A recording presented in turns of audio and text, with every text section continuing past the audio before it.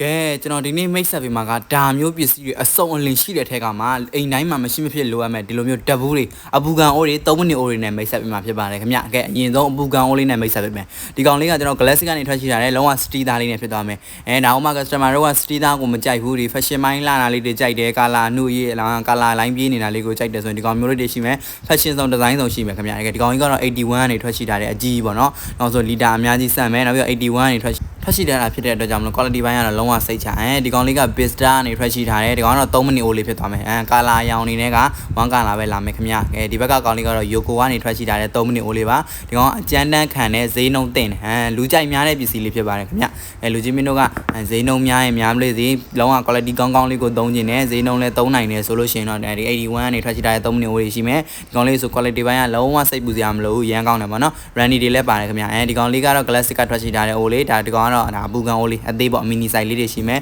နောက်ပြီးလို့ရှိရင်ဒီမှာ TNE ကထွက်ရှိထားတဲ့3မိနစ်အိုးဒီကောင်လေးကလုံးဝစတီးနဲ့နောက်တစ်ခုကကျတော့ဒီ Samsung ကနေထွက်ရှိထားတဲ့လုံးဝ mini ဒါက mini 3မိနစ်အိုးလေးပေါ့နော်ဒီကောင်လေးဆိုရင်တော့အသေးလေးကိုမှသူ့မှာထူးခြားတာကဒီလိုမျိုး coffee ကွက်လေးနှစ်ခွက်ပါအောင်မယ်ခင်ဗျအိမ်မှာပဲအေးအေးဆေးဆေး coffee လေးပဲဖြောတောင်းမလား Union လေးတဲတောင်းမလားအဆင်ပြေပါတယ်ကဲကြိုက်နေတဲ့ဆိုမင်းတို့ Viber ဖုန်းနံပါတ်ကိုသာဆက်သွယ်မှယူနိုင်ပါတယ်ခင်ဗျ